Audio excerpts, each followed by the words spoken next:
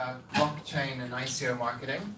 Like Eric mentioned, we'll be doing Q&A towards the end of this, and we have a ton of material.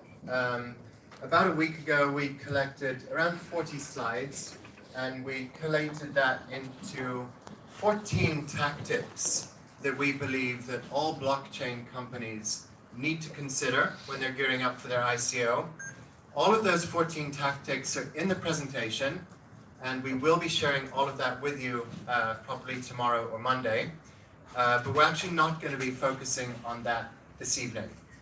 Many of those tactics some of you will know about, and so to make the presentation as valuable as possible, we changed it slightly, and we'll be focusing on a few things that we think are especially important, and they're also things that are often not done very well by blockchain companies. They are around content, and so hopefully you'll gain some good insight from that. And again, we'll be sharing the slides with you after this presentation.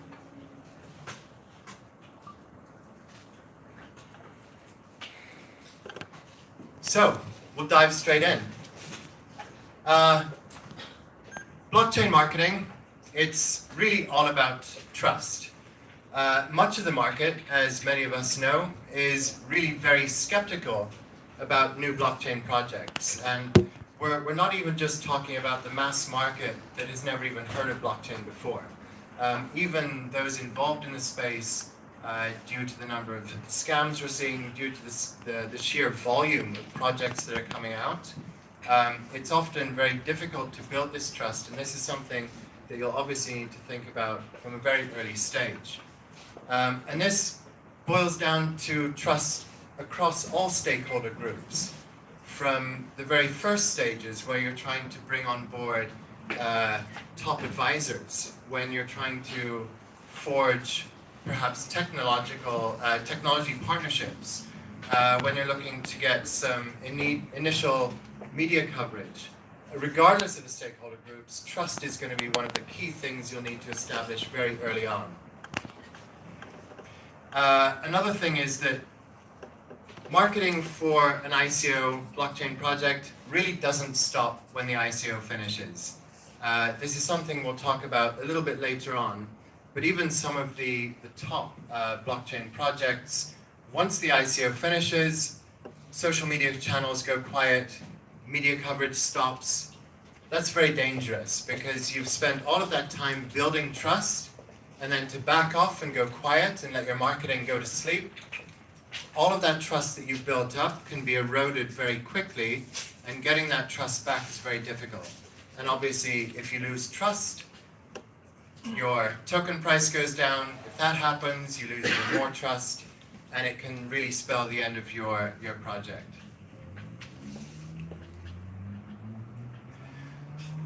At G3, we've been providing global marketing support for Korean startups since early 2015. And like Eric mentioned, we've been deeply involved in the blockchain scene here for just over a year. And through running around 15 projects, we found that marketing for blockchain companies is different from, shall we say, traditional startups. Here's some of the considerations that are important to bear in mind. Short-term ICO goals are often slightly different from long-term business goals. So once you've got your product in the market, you need to get clients or users to actually start using it. The strategies, the channels you use for that type of marketing are going to be slightly different from, for example, in the pre-ICO stage when you're trying to get top-tier investors on board. And we'll talk about the 3 stages of ICO marketing in a few minutes. Be very wary of bullshit.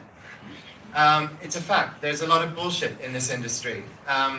Agencies, marketing agencies, ad agencies, even from investors, advisors. It seems like every second person on LinkedIn is claiming to be an ICO expert. Many people are, but do your due diligence before you engage in partnerships or start paying money. Community building as well. There's things like bounty programs. Again, we'll talk about that in a few minutes. Many of these agencies, tactics are fantastic, but they really have to be done in the right way. Another issue, legal and compliance and regulatory issues differ by country and by marketing channel. I'm sure we're all aware that advertising for ICOs on Twitter and Facebook is not possible, at least not with white hat methodologies. Raising money in Japan is practically illegal for ICOs. So taking a very localized approach to your marketing, understanding the channels and what you can actually do on them is going to be critical to success. Community building, again, it's important for any startup, but the community building for an ICO project is extremely intense, and to achieve ICO success, really you're talking in the tens of thousands. For a traditional startup, you might be building your community on Facebook over months or perhaps even years. For an ICO, the scale and the speed needs to be quite different. And again, we'll talk about some tactics around that. Investment doesn't often come from traditional sources. To be honest, at G3, this is something we are still trying to figure out. I've got very strong traditional VC networks in Korea, but traditional VCs aren't necessarily investing in ICO projects. The individual VCs perhaps are with their own money, but getting into these communities, it's a different approach from traditional fundraising. So I mentioned the three-stage process, and we'll go through that now. So first of all, planning and the private sale. Now these timeframes, 3 months, this is, you could see as an average. Obviously every project is different, timeframes will be different. 3 months I would see as a minimum for this really. If you have more time, that's fantastic. With projects that come to us, we like to work with them for 3 months before they actually launch their public sale. Certain assets that you need upfront to be taken seriously. A technical white paper. Top-tier investors are going to want to understand the technology. They're going to want to see the technical white paper, and they will read it. This is a little bit different from the second stage when you're moving towards your public sale, where people are just throwing money around. They might have a look at your light paper, technical white paper, who cares? But in this first stage, technical white paper, very well written, very, very important. Obviously having a website and a powerful pitch deck that you can go to investors and advisors with, also very important.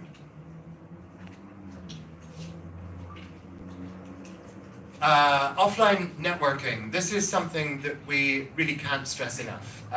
The successful projects that we've been involved in, the founders, the C-suite, the senior executives in the company spend a huge amount of time on the road, traveling internationally, tons of meetings, and this is perhaps somewhat similar to the traditional fundraising process, that it doesn't happen overnight. Building these high-level relationships, it takes time, takes effort, takes travel.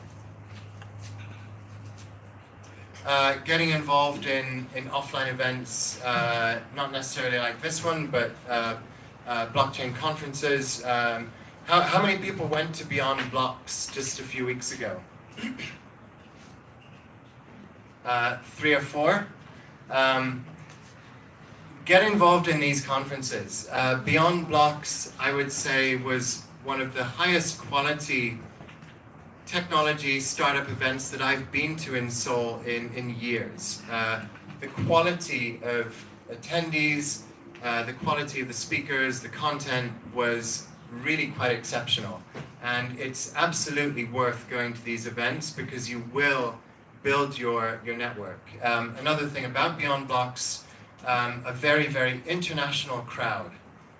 So a good conference like that can make a huge impact to your international network. Now, yeah, another thing. At this stage, you will obviously need online assets. We've mentioned that briefly. But really, the high-value work that you'll do at this stage is offline. Again, a lot of travel, a lot of offline meetings, whether it's in person or at conferences, etc. So as you move towards your crowd sale is typically 1 or 2 months. Obviously, these processes are not absolutely clearly defined. There's overlap, of course. This is where you are scaling up your marketing activities. This is where you're trying to connect with and engage what we might call the crypto mass market. These are the idiots who have made a few bucks on Bitcoin and they're willing to throw their money anywhere. That's maybe a little unfair, but this is where you need to really scale up your marketing efforts. This is where some media placements can really help. The type of content you'll need for this audience isn't necessarily your technical white paper. This is where you might do a re-edit of your white paper that's more aimed at a mass market audience. This is where the value of a light paper, which is basically, in most cases, it's a 3 to 5 page document that's a summary in plain English of what your project does. Many websites also host a white paper. We definitely recommend that you do the same. Maximizing visibility at this stage is also very important. Again, it's about scaling up your marketing activities. SEO is not dead. People use Google a lot these days, obviously, and so making sure that visibility of your project is as prominent as possible on all of the major channels is very important. And SEO is much more than just making sure that you have the right words on your website. Media placements can dramatically improve SEO, search visibility, online community building as well. Telegram, I'm sure all of you are aware of Telegram. It's the primary online community building platform for ICO projects. Managing those groups, we'll talk about that in a few minutes, but very, very important. And all of these activities should happen well before you actually launch your ICO. So these activities should happen at least a month. You should really be talking several months before you launch, so that you have these communities built up. You've built up this awareness. You're searchable on the major channels. And unlike phase 1, this is really the crowd-driven investor marketing phase.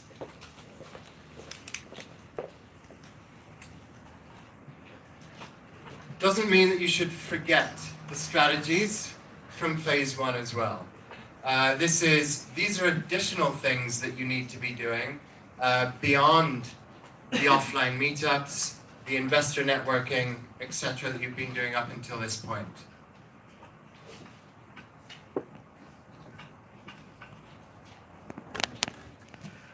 So, your ICO is finished, you've raised lots of money, you've built a community, you've got 20,000 people on Telegram, you've had some great press coverage. A lot of companies heave a sigh of relief and start focusing on their product. Now you have to do that, obviously. You've raised money through your crowd sale. You have to start delivering on your promises, working towards executing on your roadmap that you will have put on your website and in your white paper. That's, I would say, an informal contract with all of these people that have invested in you. But a lot of companies at this stage relax on their marketing, and like I mentioned, that's not a good idea. As soon as you stop actively engaging with people, the perception is, oh dear, something's wrong. This company is no longer communicating, something's going wrong. Once that perception gets out into the market, onto Telegram, things can go downhill very, very quickly. There's many ways of keeping in touch with your community. I would say that post-ICO, you can scale your marketing efforts back a little bit. The madness of the run-up to your ICO is going to be very intensive, and I would say after your ICO, you can scale back a bit. And there's some simple things that you can do to maintain communication with your community, with investors.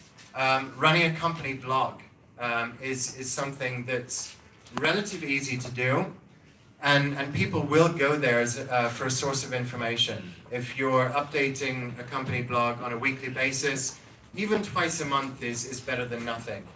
And because it's your own channel, it doesn't necessarily need to be kind of New York Times quality writing.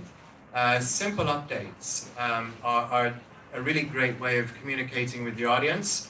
Once you've got these updates on your blog, obviously you can share them in other channels as well. It's amazing. There's a company that we are currently working with that wrapped up their ICO about 6 months ago. They've basically fallen silent in Korea, and simply activating a company blog has changed the perception of their communities in a very, very short space of time. Obviously, keeping in touch on social media, it's not possible to advertise an ICO on Facebook, but it is possible to post content and engage the community, keep the community up to date with what's actually happening. Influencer marketing as well. We'll talk about bounty programs in a little bit, but highly targeted bounty programs that focus on maybe a core group of influencers and very specific guidelines on content can still be a great way to share news about your project with an audience that you might not be able to reach through your blog, for example, or your social media channels. And then obviously, as you move towards product launch, instead of focusing perhaps on the return on investment that investors might get, this is the time to really start talking about your product, building interest in your product. What's the value that your product will deliver to your target market? And again, this is something that a lot of companies don't do a very good job with. It could even involve a fairly comprehensive rewrite of what you've got on your website. During the ICO phase, your website will be focused at investors, and it should be. But post-ICO, you might want to do a comprehensive rewrite that really gears towards your future clients and your future users once you actually launch your product.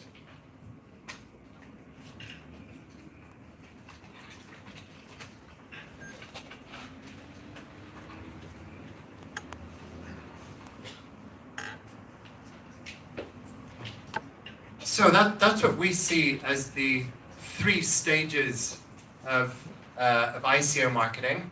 Again, we've gone over that content fairly quickly. If you have questions at the end of this session, we'd love to hear them. And Eric and Mariana are 2 much more experienced blockchain marketing experts, will also be joining me for the Q&A as well. So, something that I think that startups generally get wrong, don't do very well with, is creating really high quality content.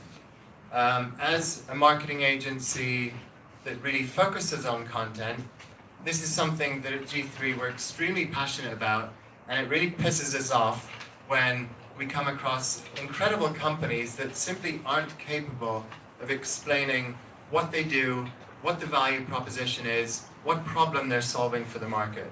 And I think in Korea this is especially challenging, obviously because of language barriers. So for the rest of this presentation, I'm going to be focusing on this content question.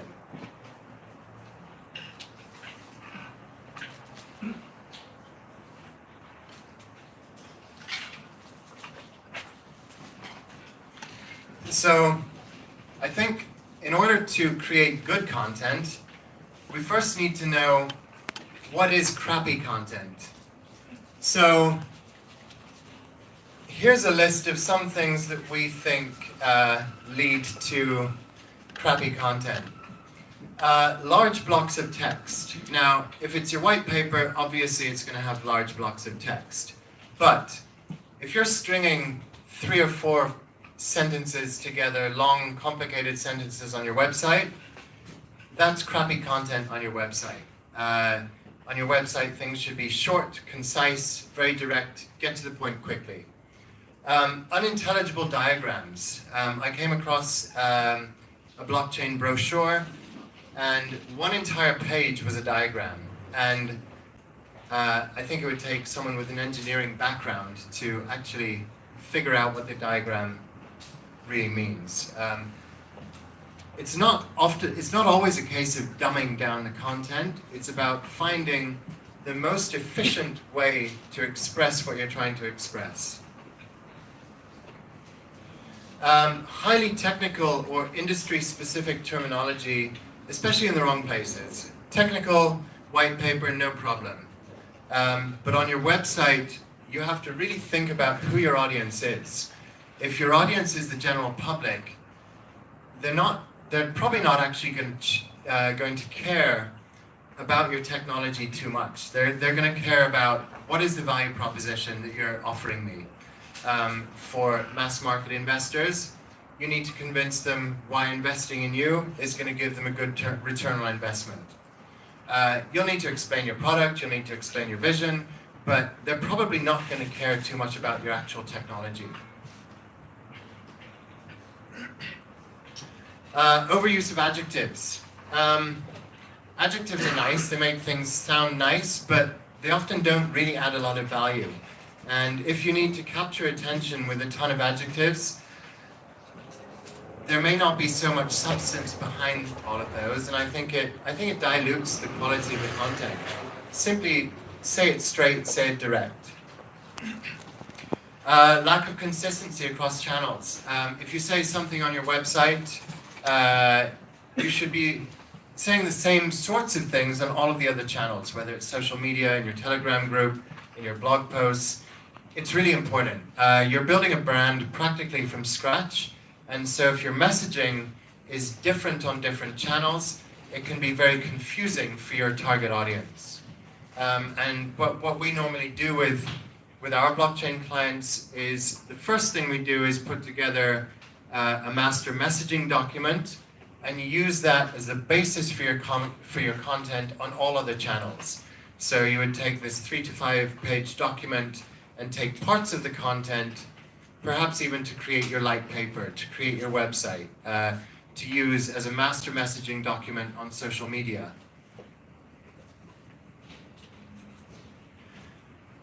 Too many content, well, we'll come to a great example of that in a second. Too many words, not enough content. Getting to the point fast.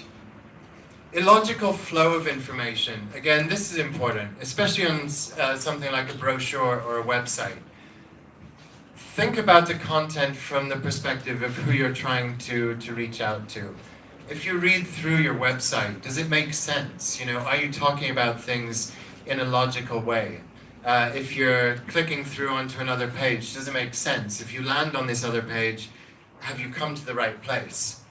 The information architecture on your website, your brochures, even your white paper, light paper is very important.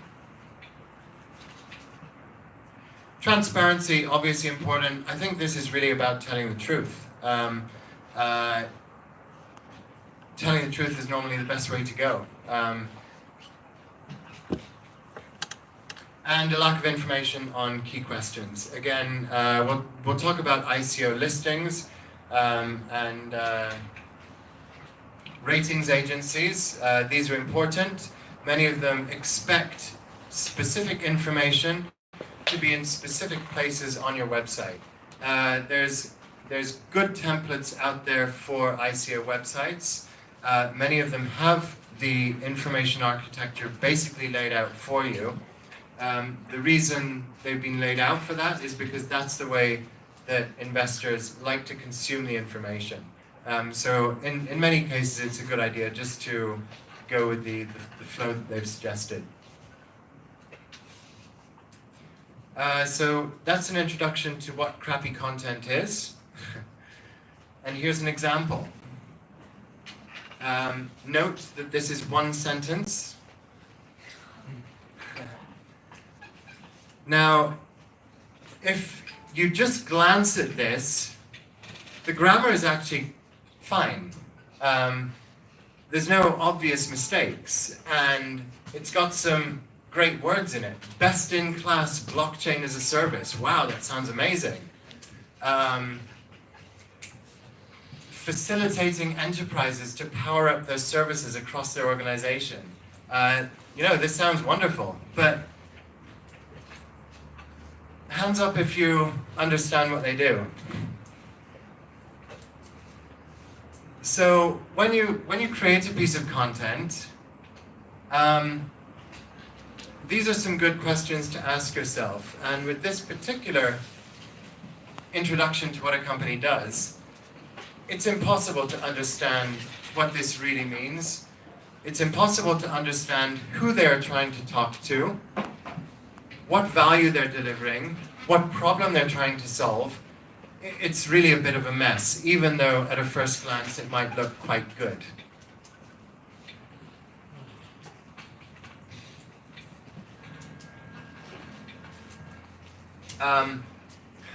Me and Eric are not the best ones to write the content for the G3 website, because we are so deeply involved in the company that it's very difficult to write objectively about your own company, actually.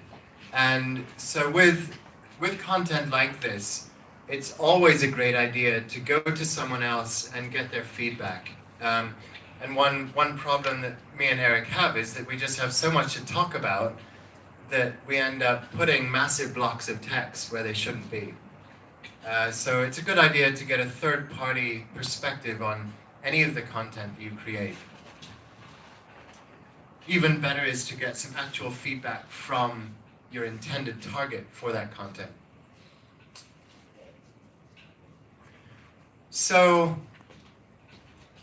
I'll just give you a minute to have a look at this. Now, this I would say is an example of good content. There's not a specific channel in mind for this content, but I'll give you 30 seconds to have a quick look at this, and then we'll talk about why this is better than the previous version.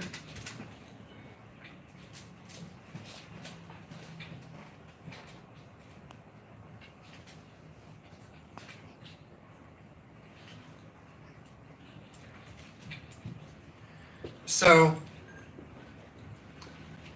right up front, we talk about who we are trying to reach, retailers, and we talk about a pain point that they have. That essentially they're wasting money because they are incapable of capturing the opportunities of blockchain technology. We then have a very clear, concise explanation of what this company does. And then finally, we explain really the core value proposition of this company, that ultimately they help to save cost, improve customer loyalty, and those two things. Save cost both in terms of supply chain and security. So this is laid out in a very logical fashion. Explaining the problem first makes sure that your intended target knows that you're speaking to them. If you're a retailer, you probably understand this pain point. And so highlighting who your target is up front really helps to bring people in. Now, if people are not retailers, they'll also immediately see, oh, this isn't for us, and they'll look for something else. And you should be aiming for a fairly niche target in most cases as an early stage company. So this format, problem, solution, and value proposition, is a good way of thinking about things. This format isn't necessarily going to work in every single case. You shouldn't necessarily copy it exactly, but this might even be a relatively good format for you to take as an example when you're developing an elevator pitch, for example.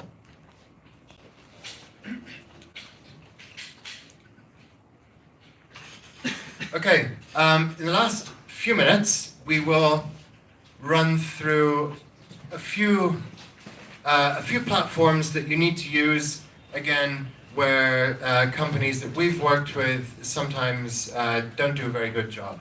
Website. Really, for an ICO project, your website is going to be your marketing headquarters. Your website has to be well put together. Feel free to use a template. You don't need to spend a lot of money getting a website designed from scratch or coded from scratch. But the website needs to be really, really good. If you need to pay someone to help you make sure that it's good, that's probably a good idea. Additional languages. Many ICO projects are looking for investment from multiple countries. Many international companies are coming to Korea. They might be using a bounty program to get their website translated. We've seen the results and they're not good in many cases. Olivia can maybe give you some examples of international websites that have been translated into Korean that either make no sense or they look like they've been translated by Google Translate. Now, at the same time, Korean ICO projects that are looking to attract international audience are often guilty of the same thing. Translation is really not just a case of changing the words from one language into the next. It's much more about localization of the content. And again, native proficiency in a language doesn't necessarily mean that that person can create great content. Creating great content, telling a story, is a skill. So it is definitely worthwhile putting some time and effort into making sure that any translations are really done properly.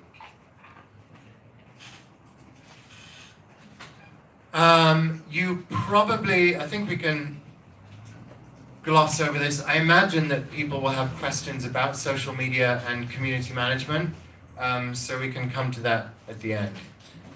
It's a huge topic, and it's a topic that is, or at least the way that you do community management, the way you engage on social media is changing very, very quickly.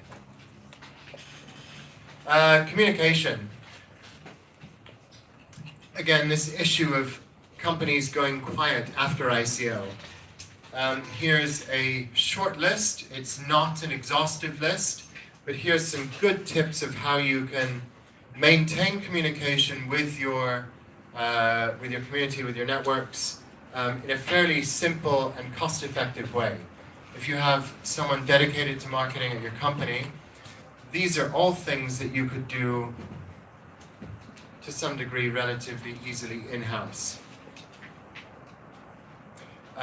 One example is the video Q&A. Mention the name of the client, should be fine. Every week, Parners Foundation does a video Q&A on YouTube to keep everyone informed of what's happening.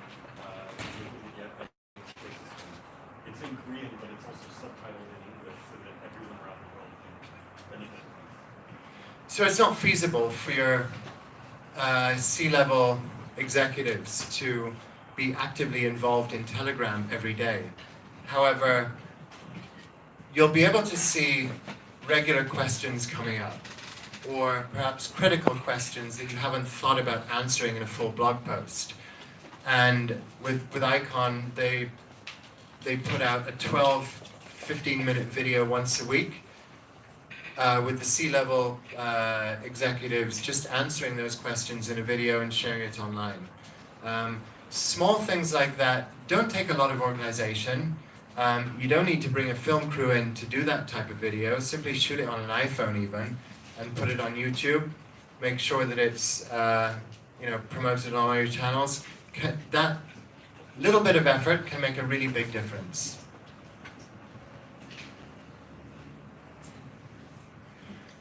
Newsletters. It's quite interesting.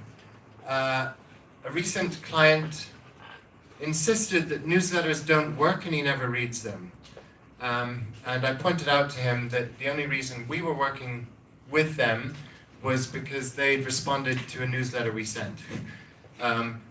True story. Newsletters do work. Again, it is about creating good content. Most people are not interested in, a weekly update on what your team did during their last week, or, newsletters I think should be interesting and valuable. They can be really, really short. You can just focus on one interesting thing, maybe share an article along with a couple of company updates. Again, thinking carefully about the content and thinking about who's the intended target, what would they like to hear from us? Maybe it's an industry insight that you share, maybe it's a combination of things, but newsletters are not valuable, they're not successful if they simply focus on updates from your company.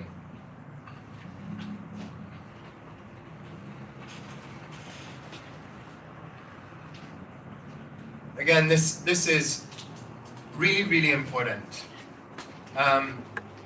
Agencies like G3 can help you to augment your success, but we cannot create your success for you. And really, ultimately, your core team, your executives, your chief engineers are going to be the people who are able to sell your vision the best, better than anyone else. And it's extremely important to make sure that your executive team are also involved in the marketing. Icon does it really well with this 12-minute video once a week.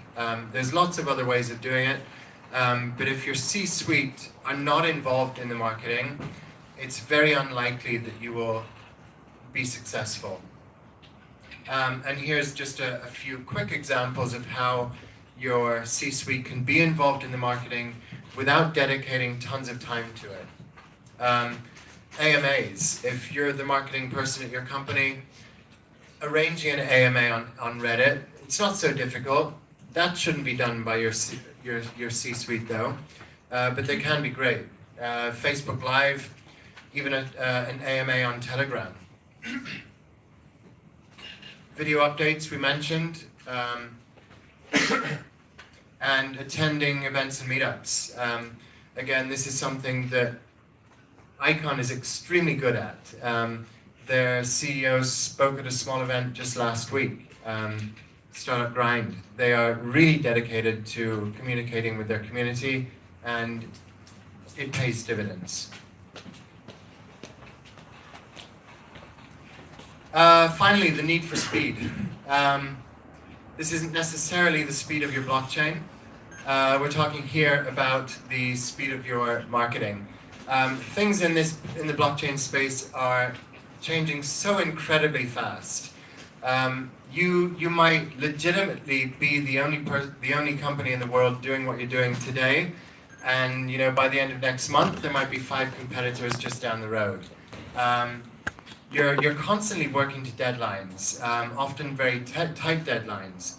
In some cases, those deadlines are imposed internally and can be changed, but you're always working against the deadline of time. And in this space particularly, things are happening very, very quickly. The need for speed in responding to your community. If you've got a Telegram group, it's no good touching base once a day. As much as possible, you need to be able to reply to your community in real time. It's amazing how fast positive sentiment can turn to negative sentiment if you're not actively engaged. Staying abreast of fresh marketing tactics as well. Facebook's algorithm is getting smarter and smarter, and it's now almost impossible to do any sort of blockchain or ICO marketing. That didn't used to be the case even as little as a couple of months ago. There's so much money in this space that marketing companies are becoming increasingly smart at how to capture some of that. And there's always new marketing tactics that are coming online.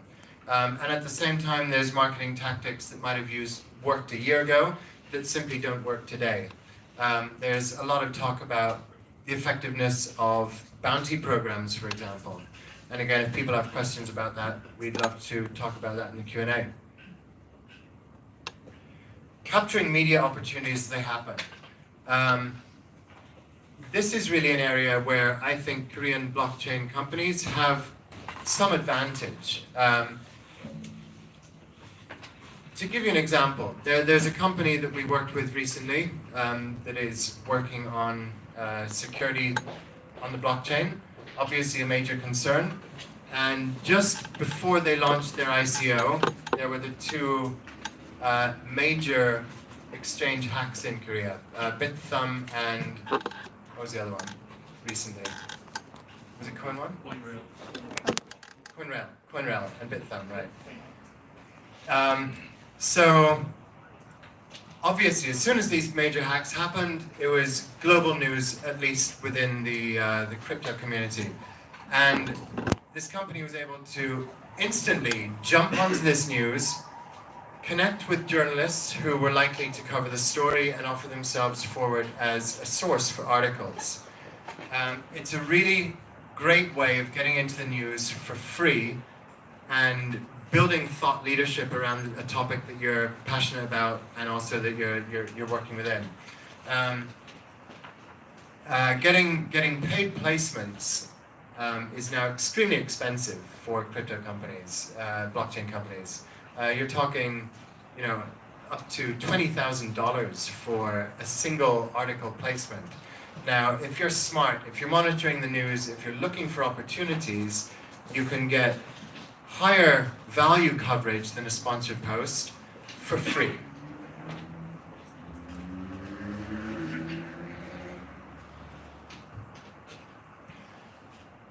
Okay, so that's it for me for now. I would like to open it up to questions.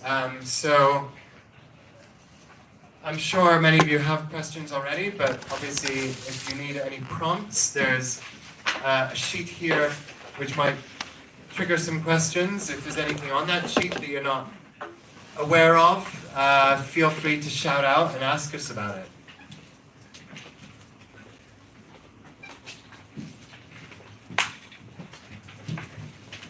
And just to reiterate, I'll be sharing these slides with everyone that's here tomorrow or Monday. So you'll have all of this as a free resource. Just to quickly have a look at it, I mentioned the 14 steps. These are all here. We've got notes on each one of them. So hopefully that will be a good kind of how-to guide for you as you prepare your blockchain marketing. And yeah, feel free to reach out to us as well after this event by email. We have Korean staff as well. So Olivia, do you want to give us a wave? She's at the back there. So if you want to have a chat with her, exchange business cards, feel free to do so. It's likely that some of you will be wondering, okay, so how much does a marketing agency cost? We can answer that question one-on-one, but obviously it does depend on the scope of work. There is no real minimum, there's no maximum. I would say that at G3 Partners, our pricing is very fair. We're not cheap. We're certainly not bloated in our pricing. We're not going to be charging you $250,000 a month, for example, which other marketing companies are.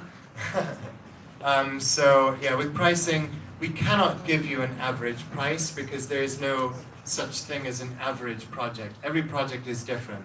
And I would also encourage you to do as much of your own marketing yourself. Like I talked about before, you're going to be the best ones at selling your company. Okay, so thanks for listening and for not falling asleep. I'd love to open it up to Q&A. Feel free to go ahead. Chopin's got mics. As you mentioned in the presentation, a bounty program is also important factor to success to ICO. And then we've been struggling for gathering the Telegram group to for the invitation or to increase the number of the participation. Would it be a good idea to increase the number on the Telegram with the bounty program, or do I have to use the another source of paid marketing or non-paid marketing? No, and no. I strongly disrecommend that you use a bounty program to build up your Telegram group, because joining Telegram is really easy. All you have to do is click one button and you've joined Telegram. And maybe a bot will add you anyway. So joining Telegram is not enough of a commitment to really make the bounty program worthwhile. Instead, what we've come to the conclusion of at T3 is that your bounty program should be all about getting people to help tell the story about your company from their own perspective. So you want people writing blog posts, you want people making videos. Just simply liking something on Facebook or joining a Telegram group is simply not enough. What I would recommend if you're having trouble getting people into Telegram is join lots of other Telegram groups, find out what people are talking about, and get to know people and invite them one-on-one. It sounds like a lot of work. It does take some time, but that's the way that you're going to get a very engaged and valuable community. Having 10,000 people in your Telegram group is worthless if there are 10,000 people who only joined because they're going to get an airdrop. And those 10,000 people are probably going to get rid of their tokens the second they can. Yeah. So they won't have any long-term value for the company anyway.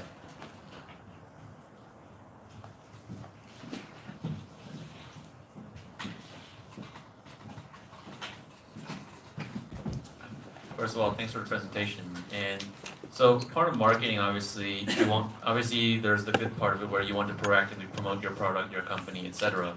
But there are also certain things that are outside your control. Sometimes it could be internally something goes wrong, and that leads to bad press. Sometimes it could be an unscrupulous competitor that spreads FUD about you, whether true or not. And so there are times when you have to react to negative as opposed to promoting a positive. Obviously, every situation is a little different, and you have to customize your response. But what are some general principles that you should consider when responding to negative press or negative news regarding your company or product? Be fast. Don't lie. I was going to say exactly the same thing. Don't lie, and don't get sucked into an argument with a competitor. You don't have time for that either. Be really fast. I mean, if it's a big story, there's a likelihood that other publications are going to want to cover it. So get in there with your angle before they write something negative. And understand that if you're successful, not everyone in the world is going to be rooting for you. There's nothing wrong with a few people spreading some shit. I agree with what they say, and I would just like to add that, admit your mistake, take responsibility for it, and is there something that you can do as a solution? Okay, I made a mistake, here's what I'm going to do, here's my response. I don't think anyone really expects absolutely everything to go smoothly. And so, admitting for example, if you're behind on your roadmap, just communicate it. Don't go quiet on it. Yeah, go ghosting your community is the worst thing you can do.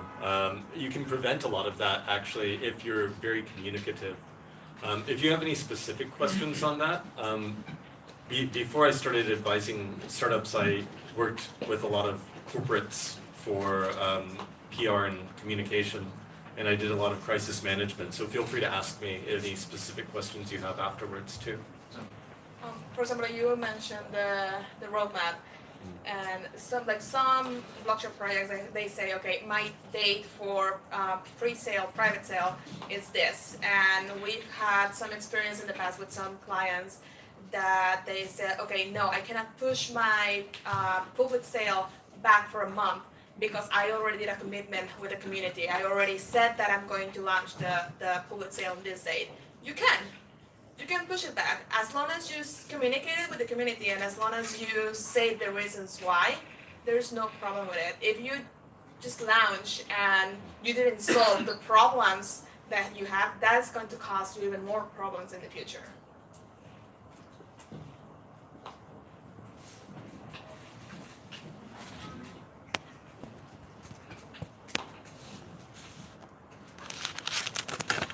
Does anyone have questions specifically about your own company or anything that we could work with you with right now? Steve. Thank you for the great presentation. You mentioned about the bounty programs, right? Nowadays, it's losing its power, just gathering a lot of people, and it doesn't work at all. But the thing is that there are a lot of rating sites, and considering the number of people gathering into the Telegram channels or Kakao Talk or something, and with these rating numbers and stars, people consider about a certain project, so they give scores, and it directly impacts the decision of investors. So how can we manage this? In a way, ironical issue because just gathering up people is not necessary, but at the same time, if you fail to gather up a certain volume of people will not recognize you as a valuable product. Yeah, I mean, one of the big problems in the industry now is that ICO Bench is so big and all the other sites are kind of aggregating from ICO Bench, and a large portion of ICO Bench's rating is coming from their automated rating bot called Benchy. And one of the things that Benchy pays a lot of attention to is how much buzz do you have? How many people are in your Telegram group? How many people are in Facebook? How many people are on Twitter? Honestly, the way to combat it is to start early. I know that for people who are already in the thick of it, who are already running a token sale, that's not great news. But yeah, start early. And like I said, if you're trying to build a community, meet the people in other Telegram groups, go to meetups, ask people one-on-one to join. If you can get a few influencers into your Telegram channel, then they'll spread the word themselves, because a lot of people, there's a lot of followers and a lot of leaders and followers within this space, within the token sales space. So if one guy invests, then he has 50 people who always invest with him. Those people are also going to follow him in the Telegram group. If you really need some help in that area, you could hire a community management agency that really specializes in Telegram, and they will also invite people into your group who will invite more people, who will invite more people.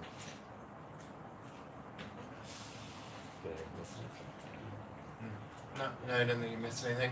Yeah, start early. I think it's where Eric kind of alluded to it, but it's where advisors, key investors, right at the very start of the process can really, really make a big difference.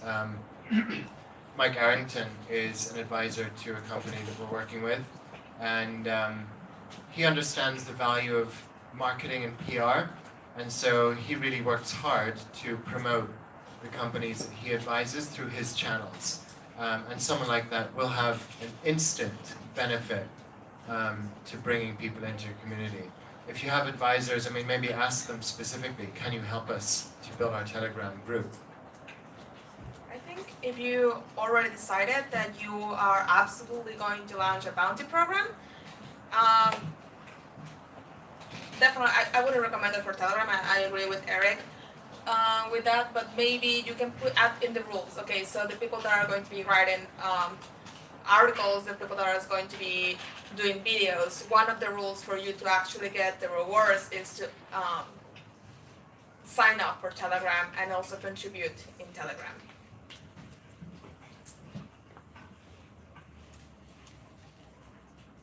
Yes, go ahead, Steve.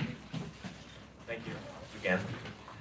I mean, from my point of view, at the moment, market has been tainted a lot because a lot of influencers like YouTube or writing articles, they ask money for doing the reviews, making positive reviews, and to get, I really like your project. We have to pay like $1 million to get a very nice YouTube videos. If you understand what I'm talking about. How do you see this, entire market situations? Because as there are a lot of scams, and at the same time there are too many projects on the market, so it's very difficult to express themselves, and rather than taking a look at the actual value of a certain project, people just considering whether this would get a lot of profits out of this listing or ICO things, and that's because a lot of crypto funds and exchanges are pushing them to move on to the listing stage before they actually launch their services. And at the same time, a lot of projects are pushed to pay a lot of money to get good reviews and articles on YouTube and a lot of PR sites. And all these things, seems pretty pressured with the money and all the money game thing rather than actually launching their projects. So would you please share your vision or views about the entire this crypto market and how it's going? Sorry about the way too negative view on this market. It's quite a complex question, and there's definitely not a simple answer.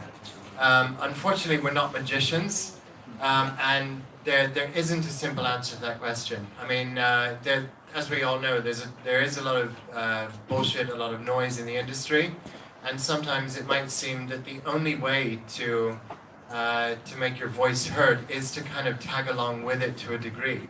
I mean, maybe it's not such a bad thing to allocate a very small number, a percentage of tokens, to getting some people into Telegram. But as a core marketing strategy, the way a lot of bounty programs are run is not good. Maybe you do need to pay for a couple of sponsored posts, or to get a YouTube influencer to do something for you. But again, rather than, you have to be careful about your choices. And you have to make sure that there is a return on investment, in some form at least. Yeah, I mean, the way I see it is, it comes back to what Nathan was talking about before with the advisors and having a good community, because if you take care of those things, a lot of these other issues fall into place. But let me tell you the degree to which we realize and understand what you're talking about. We're actually running a media portal now. We're working with Icon to run the Iconist, which is just talking about companies that are building dApps on Icon, or that are accelerating companies on Icon, or that are working somewhere within the Icon Republic. A big part of the reason that we launched that site is because it's not fair to ask a company that's just trying to launch to pay 3 Bitcoins to get your story up on a media portal. It just doesn't make sense. So there is room for doing high quality journalism and having high quality journalism that doesn't need to be paid. There's far too much noise in the industry right now. Cutting through that takes a lot of work. I think that a lot of the token sales also need to be more sophisticated about the way that they approach PR, media relations in particular. It's unrealistic that you are going to get a feature article on your company in the New York Times or the Wall Street Journal. It's just not realistic. But if your company is highly relevant to something happening in the economy, something happening in the world, if you're fixing a real problem, then maybe you're part of that trend that's going to get written about, and then you can pitch the journalist, hey, I'm this 10% part of the trend. And I guarantee you that having 10% of the voice in an article about a big trend that ends up in big media is worth a lot more than being on, internally we've kind of classified them using a technical term at G3, shitty blogs. But those aren't worth very much. So I think that companies also need to be more sophisticated about their approach to media. Oh, yeah. We were working with Daily Financial, and Coin One, of course, is under Daily Financial. And I got a call from a reporter at Wall Street Journal, Timothy Martin, and it was right after several of the exchanges here had been hacked, and there was some speculation about North Korean involvement. The reason that he wanted to talk to somebody was about what the local exchanges are doing in terms of securing their own exchanges. What steps are they taking? So we were able to get a representative from Coin One into the Wall Street Journal by putting it into that angle. So some of it's a little bit of luck or bad luck if North Korea hacks you, but in another way, you just have to be very smart and sophisticated and play the long game as well. If you are going to go the sponsored route as well, there's good sponsored articles and there's really bad sponsored articles. We were working with, it was the same client on a sponsored article, one for VentureBeat and one for Tech in Asia.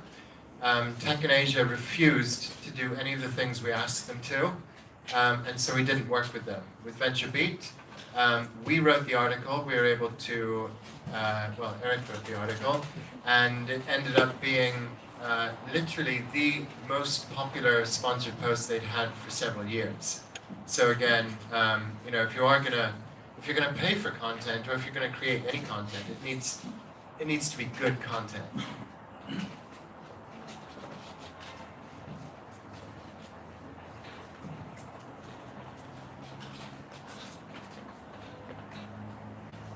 Yes, sir. Do you have any ideas about using ambassadors in various locations? Strategies, costs, should you pay them, should you not? It's something we're likely to kick off for a Korean company next week. I guess this is kind of like community manager type ambassadors, is that right? Perhaps I guess in any location. I think it's a great idea. For this one company, they have a fairly active community in Korea already, but they're not really engaged with it. And so what our plan is for next week is to identify who within that existing community is both influential and active, and engage them. We'll find out who they are. We'll find out if we need to pay them. We'll find out if it's worthwhile to pay them. And then with that core group of people that are already engaged, we'll develop a strategy to get them more engaged, and then expand that to other people within Korea. At the moment, we don't know who they are because we have access to the Kakao group, but from next week we'll be doing a lot of research to find out who they are first. It is worthwhile. Yeah, I agree. I think this is really involved with the strategic design of the specific content, because of course, like every country is going to have different stuff. Like Twitter, Facebook is not going to work in China, but I mean, just for an example. And you will have to find the specific platforms. And when you are distributing the tokens, you will have a certain amount that is going to go for advisors and like bounty programs and all of this. So I think that it's definitely worth it to have experts from each region working in that area. One final note on that. We have a lot of clients who come in, they're looking to bring their ICO into Korea to do a money grab. And Korea's not very happy about companies that come in. I mean, who knows the whole story behind Star Tower, which is now Gangnam Finance Center, where Lone Star was here in Korea. They made a lot of money and then they tried to leave. Maybe legal, maybe not, but people do not like Lone Star, the company. In the same way, if you're going to go into another country, you have to have a reason to be there. You have to have a local story. You have to have local relevance. And if you don't have anyone boots on the ground in the country, then it's kind of disrespectful in a way. So I think that if you're going to ask people from a certain place for money to support your project, it makes a lot of sense to have somebody on the ground, even if they're not part of the company, somebody who represents your company there. I completely forgot before.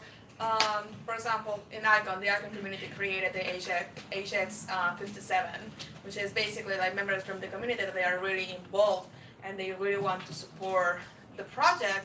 They are just translating different documents. They are writing their own articles and like publishing, and they are reaching out to people within the Icon Council for support right now. But there you have a really strong community that they are not getting paid, that this is voluntary, but they are a really strong community that are translating, and they know how to reach their own community, their own cultures, basically.